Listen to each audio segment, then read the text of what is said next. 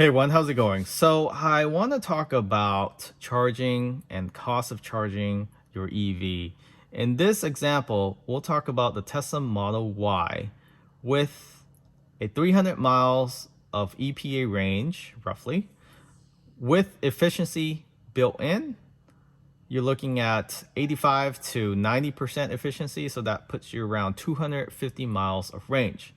Real world testing, 250 miles of range, assuming you don't have a heavy foot and you're not gunning it each time off the red light. So, how much does it really cost to charge your EV? And we'll use a supercharger network within California just to give you a ballpark on what we're looking at.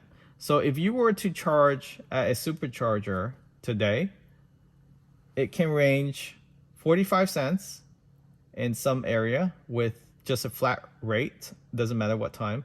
Or if you're in the city area where it's heavily populated, 58 cents between 11 a.m. and 9 p.m. That's when people charge often. Nobody's going to come early in the morning to have breakfast and charge their Tesla supercharging network unless you're on vacation or you're on a road trip or you're just desperate to get some electric into your vehicle because you're running low.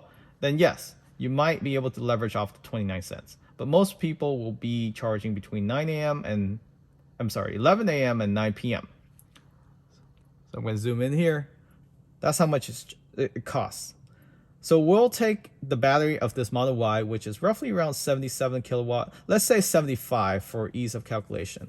If you were to charge this Model Y from 0% to 75 kilowatt at 58 cents per kilowatt, that's roughly $42, $43, right? Is it $43.50 or so? $43. Yes, $43. It's not a few pennies, not a few dollars, because you're charging from empty to full. Now, you're probably saying, nobody does that, right? People normally charge between 20 and 85%. Eventually, you still will pay for the same amount of range if you were to fill a ICE vehicle. But for the simplicity of calculating how much it costs to charge this EV, $43 roughly, from 0 to 75 kilowatt at 58 cents. Simple math. Now, if you were to compare that to a ICE vehicle, 250 miles, okay? We already spoke about 250 miles building into that loss of efficiency in the Tesla Model Y. So if you divide it by the national average of a ICE vehicle, which gets roughly 30 miles to the gallon today, same mid-size SUV, you will divide 250 by 30, so that gives you 8.33. So 8.33, that's how much gallons of gas that you will burn after 250 miles at 30 miles per gallon. So if you multiply 8.33 by the national average of gas, which is between $4.50 to $5, so that puts you around $43 to $45 a gallon. I mean, not a gallon, but for the 250 miles range. So that's almost, if not the same cost it would to charge your EV. Now, I hear a lot of stories where people purchase or convince themselves or convince their partner or their family or their parents to get an EV, specifically Tesla, because their saving on gas will pay for the monthly lease or loan. It's not true, especially for those that rely on the charging network outside of their home. Now, this is not for everyone. Everyone's situation is different. Just like mine, I charge at home. I have a garage. I pay between 17 cents to 45 cents, depends at peak or off peak. That's almost as much as charging outside. So on average, you can say it's 30 30 cents, 20 to 30 cents per kilowatt. So that puts you down to around $20 to $25 to charge this Model Y from empty to full. Some people will still get free charging at certain areas like restaurants, but you have to eat there. Some mall will give you free charging for a couple hours. So you can leverage off of that, but that's not convenient, right? If you're out and about, you're running errands, most times you might just need a quick charge at a supercharging station or urban supercharging station. So this video is really just to clear the confusion between EV and ICE vehicle, especially today with the high cost to charge a EV is almost equivalent to the high cost of a gallon of gas. So if gas prices drop below $4, you'd be paying more to charge your EV with today's price. And electric price, I don't think will drop. It will continue to rise with the influx of EV vehicle, including Tesla. So for those potential buyers, I'm not saying don't buy. I'm not trying to discourage anyone from buying an EV.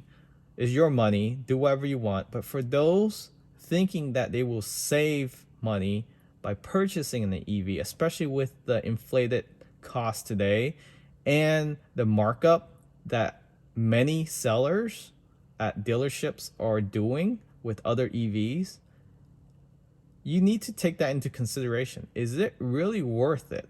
If you are dependent on those saving on gas just so you can have an EV, you need to think twice if money is tight. If it's not, then you can disregard this video. But for those that are dependent on the cost saving or expecting some cost saving, you will be in for a surprise, especially if you just pick up your vehicle, it's being charged to your credit card that you have on file. And if you don't have one on file and you're still able to charge, eventually you're gonna have to visit a service center and they'll charge you there. So it'll be a larger bill, but it will still be there. So hopefully you find this video helpful in deciding if an EV is right for you. It doesn't have to be a Tesla, because other charging network like ChargePoint is comparable price per kilowatt. Sometimes they charge you by hour and gives you the same amount of range. Sometimes it's even worse. I've seen ChargePoint charge as much as $5, and sometimes it's only 22 miles per hour. So you're paying $5 for 22 miles, assuming no loss in efficiency, of course.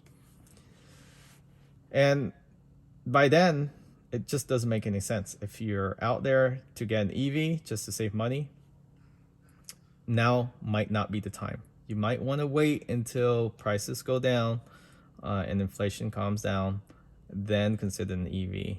Gas prices, supply and demand, once people start converting to EV, gas prices will drop. I do see gas price dropping, but I don't see electric price dropping, at least anywhere in the near future, especially over the next 5 years. They're expecting a huge boom in the EV market. So EV might be the new waste when it comes to efficiency and how much you pay per kilowatt versus per gallon. Thanks for watching. Remember to subscribe. And again, not telling you to buy or not to buy an EV. Do with what you will with the information that is provided. That's what we learned, and we wanted to share with everyone. Catch you all next time.